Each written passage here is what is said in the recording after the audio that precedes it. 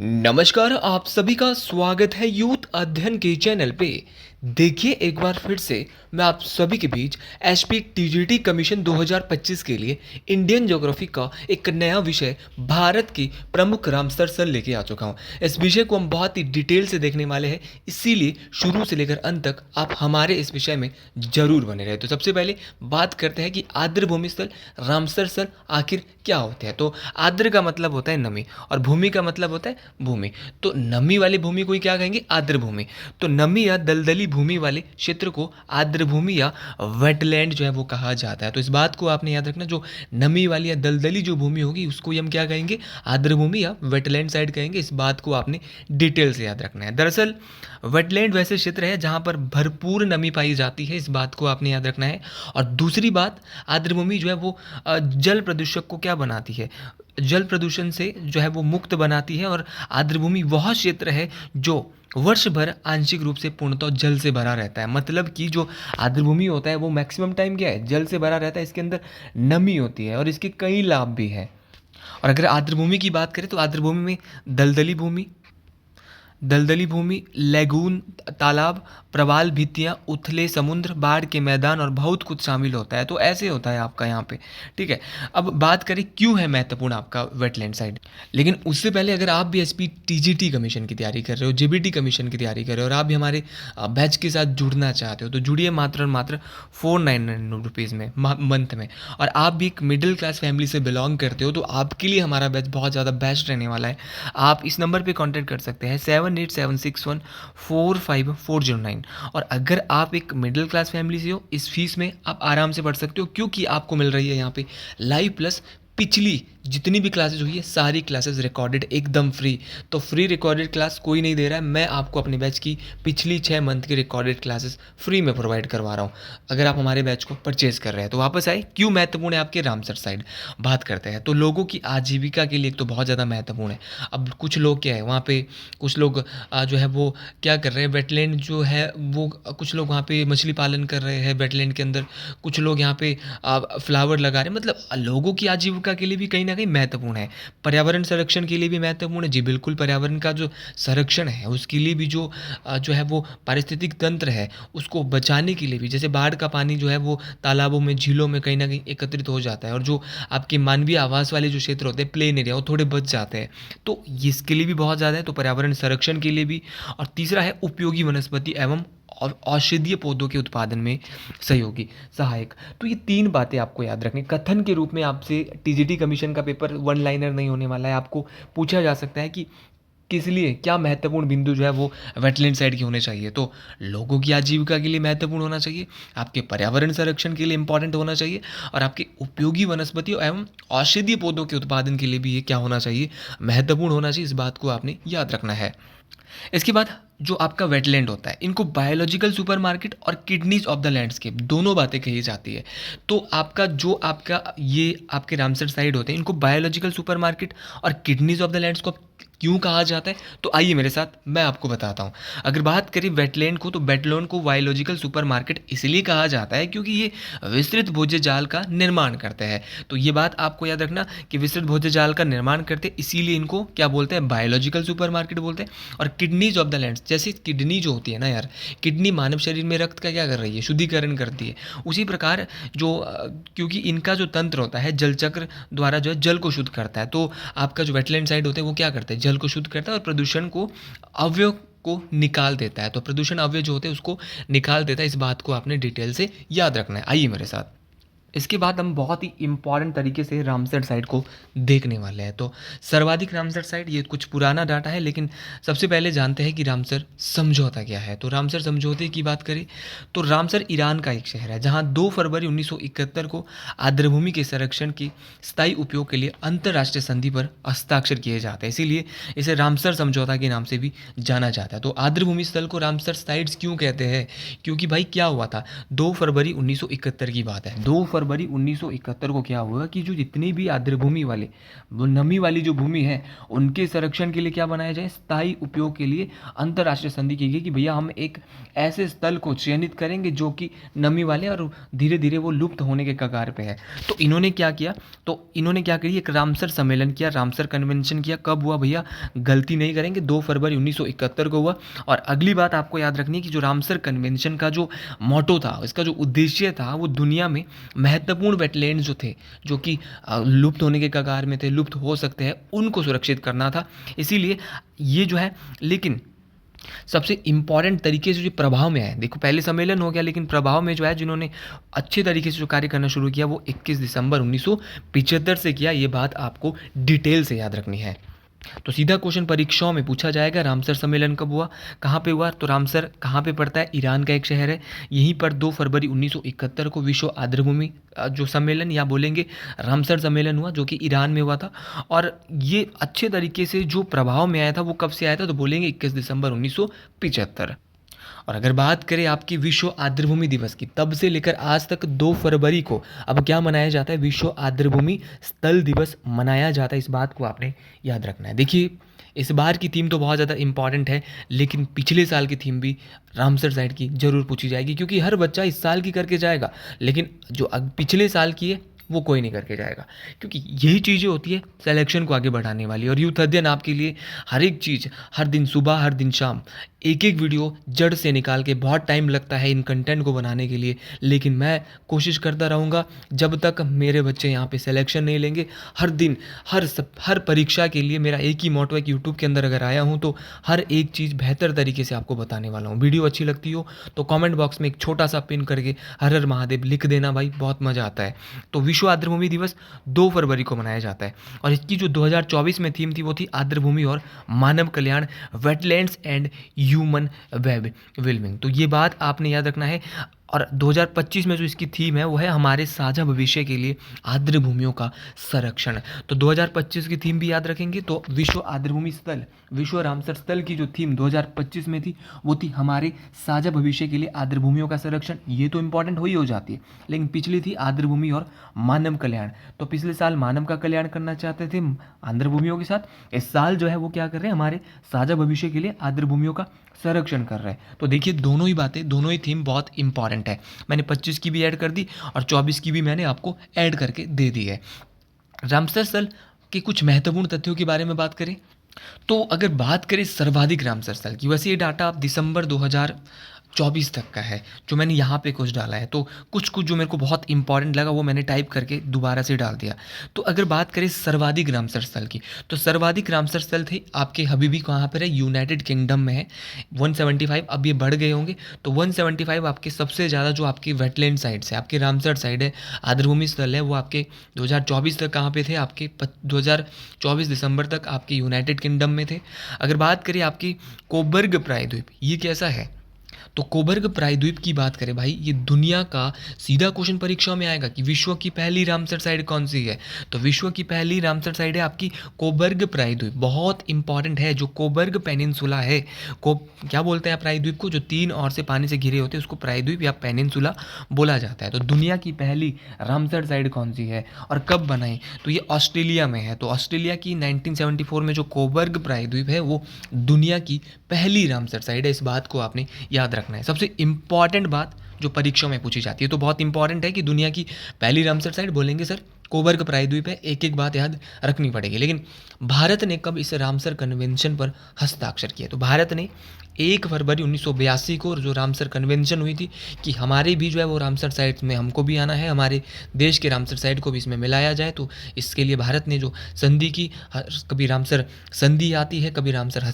हस्ताक्षर आते हैं, तो रामसर कन्वेंशन जो हुआ था उस पर भारत ने 1 फरवरी 1982 को क्या किए थे, हस्ताक्षर किए थे। इस बात को आपने डिटेल से याद रखना है। फिर क्वेश्चन आपसे पूछेगा कि वर्तमान में भारत में कितनी रामसर साइट है। अब पिछले साल तक तो 85 थी, लेकिन अब डाटा बदलता गया, तो अभी जून 2025 का जो मैं डाटा देख रहा था विकिपीडिया के मुताबिक यहाँ पे भारत में अब 91 रामसर साइट हो चुकी है। ये भी आपको याद रखना है, और सबसे ज़्यादा आपकी तमिलनाडु में हो चुकी है। अगर बात करें भारत की सबसे बड़ी रामसर स्थल की, तो भारत का जो सबसे बड़ा रामसर स्थल है वो पश्चिम बंगाल में है और उसका नाम है सुंदरवन रामसर साइट। तो सुंदरवन आपका डेल्टा भी है जो कि दुनिया का सबसे बड़ा डेल्टा है और यहीं पर है, ये पश्चिम बंगाल में पड़ता है और ये दुनिया का सबसे बड़ा डेल्टा होने के साथ भारत की सबसे बड़ी रामसर साइट भी है। इस बात को आपने डिटेल से याद रखना है। देखिए हर एक बात बहुत ज़्यादा इंपॉर्टेंट है, परीक्षाओं में पूछी जाने वाली है। अगली बात है कि रेणुकासल। तो रेणुका रामसर स्थल कहाँ पे, ये हिमाचल प्रदेश से, और आप टीजीडी कमीशन की तैयारी कर रहे होंगे और हिमाचल से भी होंगे तो हमको पता होना चाहिए कि हमारे हिमाचल में जो है वो पूरे भारत की सबसे छोटी रामसर स्थल है जिसका नाम है रेणुका रामसर स्थल। इस बात को भी आपने डिटेल से याद रखना है। हर एक बात देखिए बहुत इंपॉर्टेंट है, जितनी ज़्यादा बातें याद रखोगे उतने ज़्यादा ये टॉपिक आपको क्लियर होने वाला है। इसके बाद आपका है भारत में सबसे अधिक रामसर साइट है। वैसे तो तमिलनाडु में 2025 के शुरुआत तक भी 18 थी, लेकिन अब बदल के तमिलनाडु में 20 रामसर साइट हो चुकी है। और दूसरे नंबर पे आपका अपना यूपी भाई आता है। यूपी में जो है वो 10 रामसर साइट है, तो ये भी आपको याद रखना है। तमिलनाडु में 20, यूपी में 10। अगर बात करें चिल्का झील की, तो चिल्का झील और जो केवला देवी राष्ट्रीय उद्यान, चिल्का झील कहाँ पड़ती है, उड़ीसा में पड़ती है। चिल्का झील और जो आपका केवला देवी राष्ट्रीय उद्यान है ये राजस्थान में पड़ता है और ये भारत की पहले रामसर स्थलों के रूप में इसको मान्यता दी गई। तो भारत में सबसे पहले, दुनिया में तो हमने पढ़ लिया कोबर्ग प्रायद्वीप पूरी दुनिया की ऑस्ट्रेलिया में पड़ता है। 1974 में उसको रामसर स्थल बनाया गया था। लेकिन अगर भारत की बात करें, हम भारत का और दुनिया का दोनों का पता होना चाहिए, तो भारत की चिल्का झील और केवला देवी जो राष्ट्रीय उद्यान जो राजस्थान में है, चिल्का झील उड़ीसा में, इन दोनों को सबसे पहले रामसर स्थलों के रूप में मान्यता दी गई थी, चयनित किया गया था। तो ये दोनों ही क्वेश्चन बड़े स्टार मार्क वाले हैं, जरा थोड़े से इनको डिटेल से सुनिएगा। बहुत मज़ा इस वीडियो में आपको आने वाला है, आप डिटेल से सुनते जाइए, ये वीडियो पूरी देखिएगा, बहुत कुछ नया सीखने को मिलने वाला है। अब हम बात करते हैं राज्य वाइज। तो राज्य वाइज हम सबसे पहले देखेंगे आंध्र प्रदेश। तो आंध्र प्रदेश में कोलेरू, कौन सी है, कोलेरू।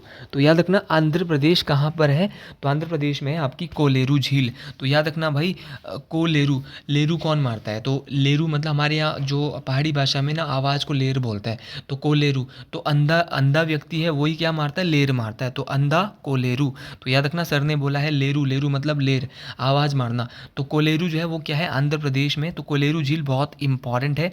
ये जो है तो कोलेरू रामसर स्थल भी है, कोलेरू एक झील भी है। ये कहाँ पे पड़ता है, आंध्र प्रदेश में है। इसके बाद है दीपोर झील। तो दीपोर बिल की बात करता हूँ। देखिए दीपोर बिल एक, तो दीपोर बिल आपका असम राज्य में स्थित है। इस बात को आपने डिटेल से याद रखना है, ये परीक्षाओं में पूछा जाता है कि दीपोर बिल कहाँ पे। तो दीपोर बिल जो आपका रामसर स्थल है वो असम राज्य में है, ये भी आपको याद रखना है। माफ़ी चाहूँगा थोड़ा सा यहाँ पे डिस्टर्बेंस थोड़ा बीच में हुआ होगा। इसके बाद है बिहार। देखिए बिहार आपको पता होना चाहिए, बिहार में कौन कौन से रामसर स्थल है। तो बिहार में है काबर ताल। देखो काबर ताल कहाँ पर है, आपका बिहार में है। नागी पक्षी, नागी पक्षी अभयारण्य रामसर स्थल कहाँ पर है, तो ये भी आपका बिहार में है। आपका नकटी, नकटी है ना, तो याद रखना नकटी भी कहाँ पर है, तो नकटी झील भी कहाँ पर है, आपका बिहार में है। ठीक है, तो जब आप जो है वो क्या है, जब आप जो है आपकी नाक कटती है, नाक कटती है तो आपको क्या कर देते हैं, बाहर कर देते हैं। ठीक है, तो जब आपकी मान लो नाक कटी तो आपको बाहर कर दिया, किसने कर दिया, नागी पक्षी ने। ठीक है, और कहाँ पे किया, काबरताल झील में। तो कुछ भी ट्रिक बना लेने हैं, आपको याद रखना है कि काबरताल झील रामसर साइड कहाँ है, नागी पक्षी अभयारण्य कहाँ पर है, आपका नकटी झील कहाँ पर है, तो सारे के सारे बिहार में है। इस बात को आपने याद रखना है। तो काबरताल झील, नागी पक्षी झील और आपके नकटी झील। आजो भाई थोड़ा गोवा को भी देख लेते हैं। गोवा में है नंदा झील, गोवा आपको जरूर याद रखना है। गोवा के बाद हम चले गुजरात की ओर। अच्छा गुजरात में क्या क्या है, तो नंदा, नंदा याद रखना, नंदा नाम की लड़की है वो कहाँ से है, आपकी गोवा से है। इस बात को आपने याद रखना। तो नंदा कहाँ की, गोवा की। तो नंदा रामसर स्थल कहाँ पर है, आपका गोवा में है। अच्छा गुजरात गए तो वहाँ पे क्या है, हमने देखा एक पक्षी जिसका नाम था खिजड़िया पक्षी। तो खिजड़िया पक्षी अभयारण्य कहाँ पर है, तो खिजड़िया पक्षी अभयारण्य, और खिजड़िया पक्षी अभयारण्य एक भारत का रामसर स्थल भी है, ये गुजरात में है। और फिर हम नल सरोवर, और वो रहता कहाँ पर है, नल सरोवर पक्षी अभयारण्य में रहता है। तो खिजड़िया पक्षी नल सरोवर पक्षी अभयारण्य में रहता है और वो थोल और से बंधा होता है। तो एक थोल होता है, थोल से बंधा बंधा होता है। तो वाधवाना वेटलैंड, थोल झील, नल सरोवर पक्षी अभयारण्य और खिजड़िया पक्षी अभयारण्य। देखो कठिन है, कठिन है, लेकिन एक बार आइडिया के लिए सुनना ज़रूर पड़ेगा। मैं ये नहीं बोल सकता कि आप इनको सारा रट्टा मारो, लेकिन फिर भी आपको याद रखना पड़ेगा कि खिजड़िया एक रामसर स्थल है, आर्द्रभूमि स्थल है। आपका नल सरोवर पक्षी अभयारण्य एक आर्द्रभूमि स्थल है।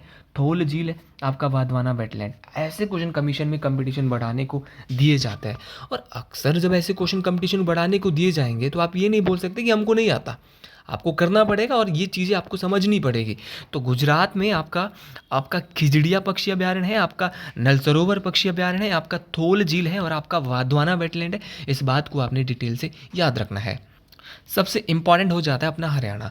हरियाणा की बात करें तो हरियाणा में है सुल्तानपुर नेशनल पार्क, और ये जो है भारत का एकमात्र एक रामसर स्थल भी है हरियाणा का। हरियाणा का क्या है, एकमात्र तो नहीं है, हरियाणा में और भी है। तो सुल्तानपुर हरियाणा का एक रामसर स्थल है। और एक सुल्तानपुर, बहुत बार ये भी क्वेश्चन पूछा जाता है कि जो सुल्तानपुर है ये क्या है। तो सुल्तानपुर जो है वो भारत का जो है वो क्या है, एक रामसर स्थल भी है और हरियाणा का भी है। और इसके अलावा भिंडवास, और भिंडवास जो है वो किसी ना किसी एक परीक्षा में देख रहा था, वहाँ पूछा गया है। तो भिंडवास वन्यजीव अभयारण्य या Bhindawas Ramsar side, Bhindawas wetland side कहाँ पर है।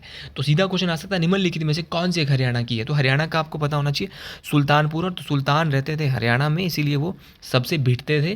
तो सुल्तान भिड़े, इसलिए क्या ट्रिक बनाया, भिड़ने से भिंडवास बनाया और सुल्तान से सुल्तानपुर बनाया। अब भाई हिमाचल प्रदेश में, तो हिमाचल प्रदेश देखो भाई, हिमाचल प्रदेश टॉप में है। तो हिमाचल में जो चांद है ना, चंद्र है, वो बहुत बढ़िया देखता है। तो चंद्रताल झील हिमाचल की एक रामसर साइड है। पौंग डैम झील अभयारण्य, ये क्या है आपका, जो आपका कांगड़ा में, जिसको महाराणा प्रताप सागर डैम भी आप कहेंगे, ये भी क्या है, एक हिमाचल का रामसर स्थल है। और एक है आपका रेणुका झील, ये तो भारत की सबसे छोटी रामसर स्थल है, जो कि सिरमौर में है। चंद्रताल झील आप सब लोग जानते हैं कि हिमाचल प्रदेश में है, लेकिन हिमाचल के किस जिले में पड़ती है, तो याद रख लेना, हिमाचल के आपकी चंद्रताल झील लाहौल स्पीति में है। इस बात को आपने याद रखना है। वैसे तो सबसे ज़्यादा जो यहाँ पे पूछे जाता है वो मैं आपको पहले ही बता रहा हूँ कि भाई इंपॉर्टेंट कौन कौन से है। वुलर झील, वुलर झील आप सबको पता है भारत की सबसे बड़ी मीठे पानी की झील है, और ये भी भारत की एक रामसर स्थल है। कहाँ पड़ती है, जम्मू कश्मीर में पड़ती है। इसके अलावा शालबुग वेटलैंड, भाई साहब ये क्वेश्चन बहुत बार पूछा गया है कि शालबुग रामसर स्थल भारत के, या शालबुग वेटलैंड साइड भारत के किस केंद्र शासित प्रदेश में, राज्य तो नहीं होगा, तो बोलेंगे जम्मू कश्मीर में है। आपका होकेरा आर्द्रभूमि, तो होकेरा आर्द्रभूमि भी आपका यहीं पर है, ये भी देखिए इंपॉर्टेंट है होकेरा भी। होकेरा के अलावा मानसर सुरिसर वन्यजीव अभयारण्य, तो मानसर सुरिनसर वन्यजीव अभयारण्य कहाँ पर है, तो मानसर सुरिनसर वन्यजीव अभयारण्य भी आपका जम्मू कश्मीर में है। आपका हाईगम वेटलैंड कंजर्वेशन रिजर्व, तो हाईगम वेटलैंड कंजर्वेशन रिजर्व जो है आपका, ये भी जम्मू कश्मीर में है। ये भी आपको डिटेल से याद रखना है। तो भाई बहुत इंपॉर्टेंट चीज़ें आपको याद रखनी है कि वुलर झील कहाँ पर है, आपका शालबुग वेटलैंड कहाँ पर है, आपका होकेरा आर्द्रभूमि स्थल कहाँ पर है, आपका मानसर सुरिनसर वन्यजीव अभयारण्य भी आपका यहीं पर है, और आपका हाईगम वेटलैंड कंजर्वेशन रिजर्व भी जो है वो भी यहीं पर है। इस बात को आपने डिटेल से याद रखना है। इसके बाद चलिए भाई कर्नाटक राज्य की ओर। तो कर्नाटक में भी बहुत इंपॉर्टेंट है। कर्नाटक में रंगनाथिट्टू पक्षी अभयारण्य, क्या बोलेंगे, रंगनाथिट्टू पक्षी अभयारण्य कहाँ पर है, तो रंग में जो पक्षी होते हैं वो ठिठुर ठिठुर करते हैं, वो कर्नाटक में करते हैं, क्योंकि वो अंक समुद्र पक्षी संरक्षण रिजर्व। तो याद रखना, अगला है अंक समुद्र पक्षी संरक्षण रिजर्व भी कहाँ पर है, तो समुद्र पक्षी रिजर्व ये भी कर्नाटक में है। आपका अंग नाशिनी मोहाना, तो अंग नाशिनी मोहाना ये भी कर्नाटक में है। और मगधी केरे संरक्षण रिजर्व, तो भाई देखो बहुत अजीब से नाम है, लेकिन हम ये नहीं बोल सकते कि हम इनको एक बार देखना जरूर है। हर व्यक्ति को एक एक दो बार इस टॉपिक को देखना है, थोड़ा रट्टा भी मारना पड़ेगा, थोड़ा देखना भी पड़ेगा, क्योंकि परीक्षा का लेवल अगर बढ़ाया जाए तो ऐसे ही क्वेश्चन परीक्षा में पूछे जाएंगे। तो रंगनाथिट्टू पक्षी अभयारण्य, आपका अंक समुद्र पक्षी अभयारण्य, आपका अंग नाशिनी मुहाना और मगधी केरे संरक्षण, ये सारे के सारे कर्नाटक राज्य में। ये बात आपको डिटेल से याद रखनी है, परीक्षाओं में पूछी जा सकती है। अगला चलिए भाई केरल की ओर। केरल में है अष्टमुदी वेटलैंड। तो अष्टमुदी वेटलैंड कहाँ पर है, तो ये अष्टमुदी वेटलैंड केरल में है। आपका सस्तम कोहा झील या सस्तम कोटा झील, ये कहाँ पर है, सस्तम कोटा है। तो सस्तम कोटा भी केरला में है, ये भी एक रामसर स्थल है। और आपकी वेमनाड, भारत की सबसे लंबी झील है वेमनाड, ठीक है। तो भारत की सबसे लंबी झील है वेमनाड, याद रखना है, डिटेल से मैं आपको बता रहा हूँ। तो ये भी मोस्ट इंपॉर्टेंट है। इसके बाद है लद्दाख। लद्दाख की बात करें तो लद्दाख में है तसोकार झील। तो तसोकार झील और तसो मुरारी झील, तो तसो मुरारी भी पूछी जाती है, तसोकार भी पूछी जाती है, दोनों याद रखनी पड़ेगी तब जाके बात बनने वाली है। तो तसोकार और तसो मुरारी दोनों के दोनों आपके लद्दाख में है, इस बात को आपने डिटेल से याद रखना है। दूसरा है मध्य प्रदेश। अगर बात करें मध्य प्रदेश की, तो मध्य प्रदेश में आपका भोज बेटलैंड है। कौन सा है आपका भोज बेटलैंड? आपका कहाँ पर है? मध्य प्रदेश में।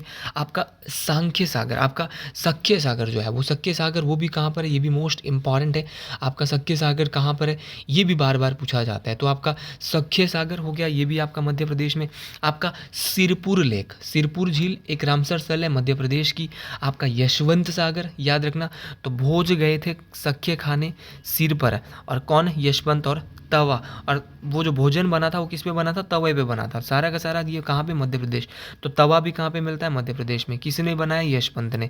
कहाँ पर ले गया तवे को? सिर पर ले गया, है ना, क्योंकि उसने खाना था भोजन। तो कुछ भी ट्रिक बना दो। तो तवा ले गया यशवंत, कहाँ पे? सिर पे। तो तवा से तवा जलाशय, यशवंत जलाशय, सिरपुर जलाशय, भोज वेटलैंड और आपका सख्य सागर, ये सारी के सारे क्या है? मध्य प्रदेश की वेटलैंड है। इस बात को आपने डिटेल से याद रखना है। इसके बाद है आपका मध्य महाराष्ट्र। महाराष्ट्र में है भारत की ऐसी झील जिसका निर्माण मेट्रॉइड्स उल्का के द्वारा हुआ है। उल्का पिंड होता है ना जो आग का गोला अंतरिक्ष से आता है, तो ये भी एक भारत की रामसर स्थल ही आपका आर्द्रभूमि स्थल है। आपका नंदूर मंदेमेश्वर, तो नंदूर मध्यमेश्वर ये भी आपका महाराष्ट्र में है।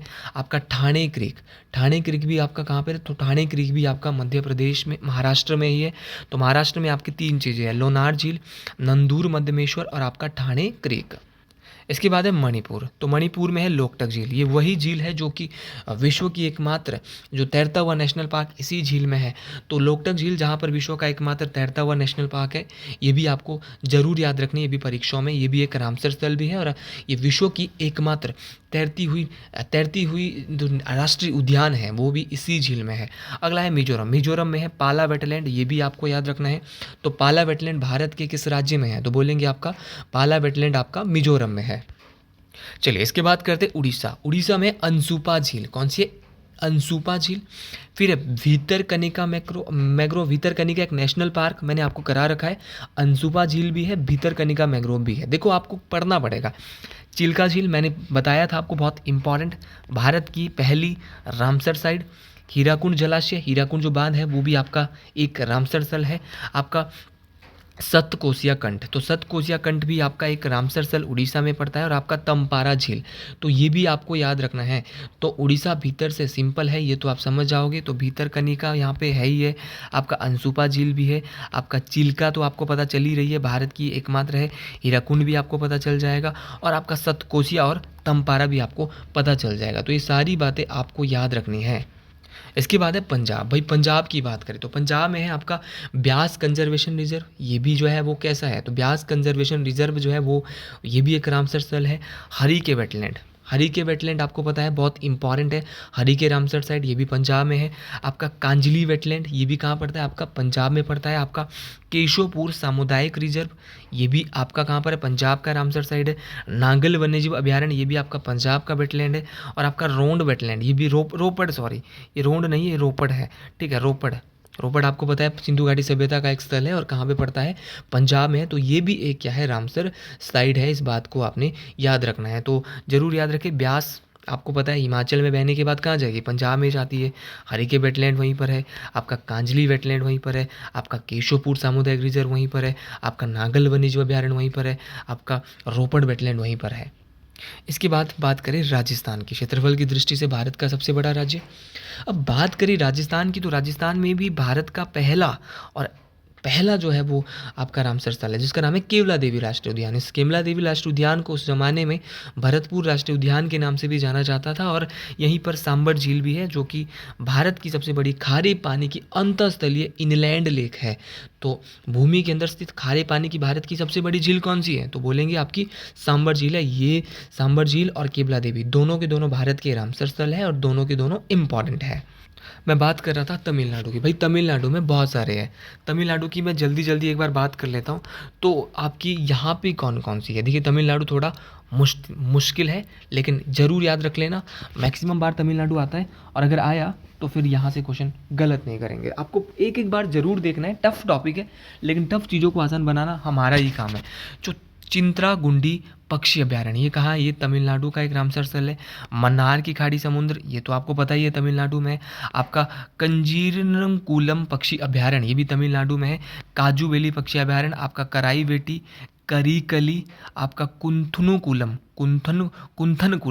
आपका लॉन्गवुड शोला रिजर्व, ये भी एक रामसर स्थल है। आपका पल्लीकरनई रिजर्व, क्या है? पल्लीकरनई रिजर्व।